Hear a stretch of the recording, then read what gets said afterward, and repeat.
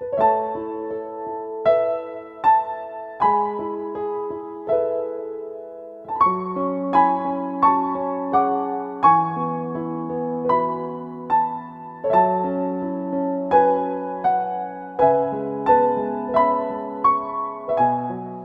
is a story of hope that springs out of almost deep, dark despair, because we were given by the medical profession not much hope. 9 months ago, in March, Nola was diagnosed with pancreatic cancer.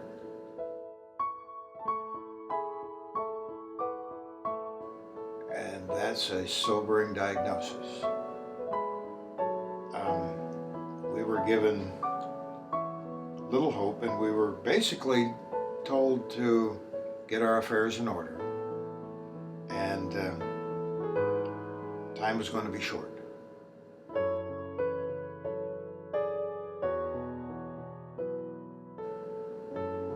But that wasn't really good enough for us, and we did a lot of praying. We believed that there had to be another answer, and if there was another answer, it was going to come from the Lord. Jesus was going to find a way for us. We were going to find a way with Him, and there was going to be an answer to this that was not a doom and gloom answer.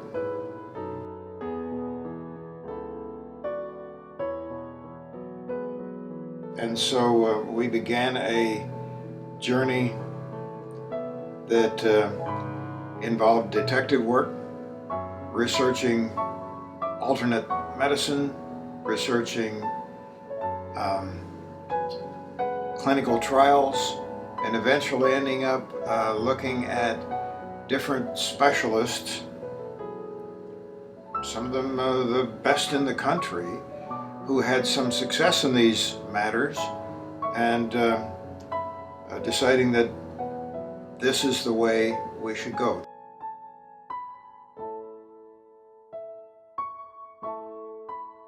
That the Lord was leading us, and we feel that He did lead us to a surgeon here in Phoenix, and led us to a conversation with that surgeon, Dr. Jeffrey Brink, down at St. Joe's.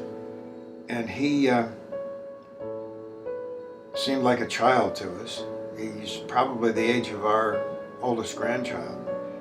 And he's a man of firm handshake. He looks you in the eye, and he's not cocky, but he's confident. And he explained what he wanted to do, and he said, if you take my advice, I think we can do this. And so he laid out for us a regimen of round-the-clock chemo, daily radiation, and Nola took it all in stride. The Lord gave us the hope that this was going to work, and we didn't ever feel that it was going to be a failure.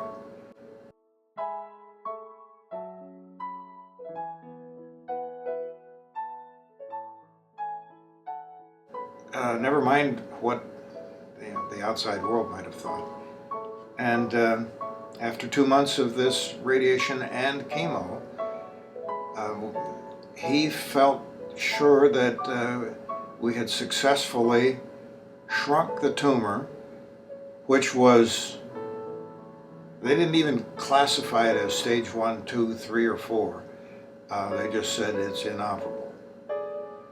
He felt that it was shrunken enough that it had moved back from the blood vessels that the tentacles were surrounding sufficiently that he could get what he called a plane, and that is enough space to get a scalpel down along the side of that blood vessel without nicking it, which would have meant bleed out in minutes. And he could separate the tumor from the good parts and remove the tumor and the pancreas, and that's what he did in July. She spent 6 hours in surgery, And when he emerged from surgery, bright-eyed and mask still dangling from his ears, he said, "We got it."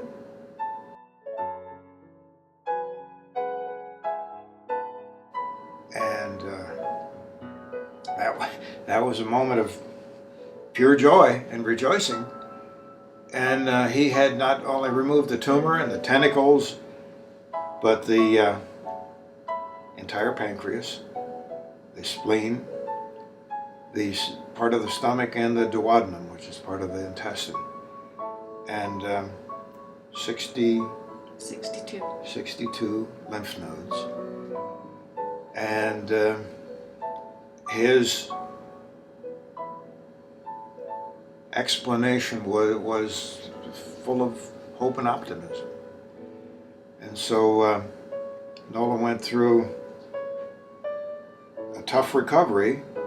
The day after surgery, she was up and walking, hesitantly, with tubes and hoses and all manner of despicable things protruding and trailing along behind her, but she did it. And we went home from the hospital in 3 days? No, 11. 11 days.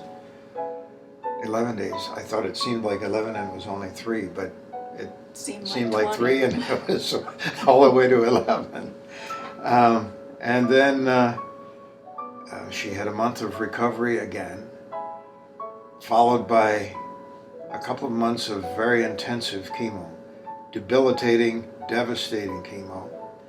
And that probably had as negative an effect as anything.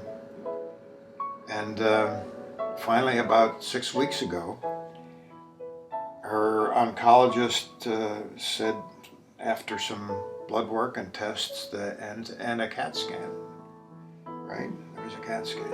He said, "If you want, we can end the chemo and you're cancer-free."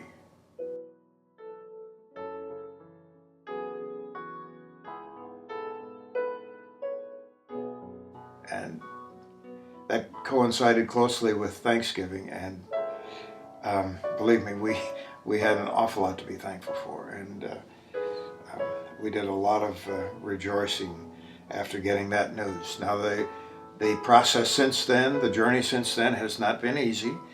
Nola's appetite was severely affected. Her food, everything tasted like salt. Even water was repugnant to her. It had to be warm. She couldn't stand anything cold, which meant she couldn't eat ice cream. And still haven't. She still hasn't eaten ice cream. And I'm taking care of that detail. But she still has some weight to gain back. She's lost over 65 pounds, and she is regaining appetite. I'm seeing little glimmers of improvement, a little bit more sparkle in her eye, things that tell me that she is getting better, and we're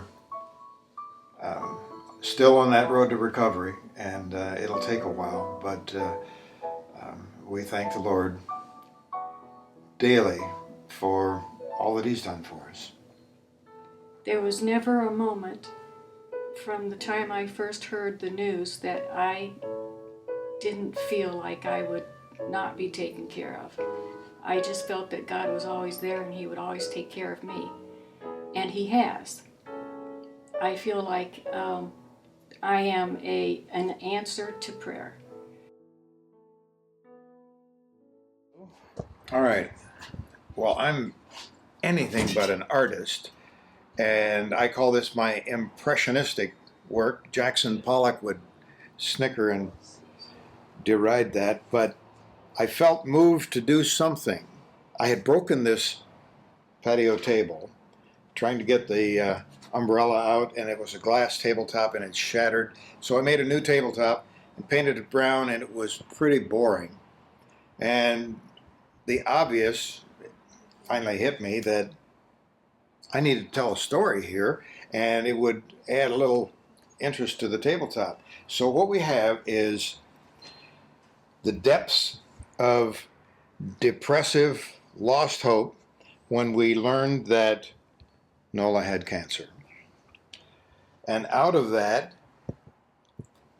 is this winding, bent, awkward road leading to the bright light of hope and healing. And God is at the center of that. Out of that center of hope and healing are a couple of rays. Those are not lightning bolts, those are rays of healing and rays of hope. And as Nola traveled this road, and it's been a 9-month-long road, she was carried along by all these prayers from all these people all over the world. And so these colorful, invigorating, healing prayers helped carry her to the goal of healing. So that became our patio table.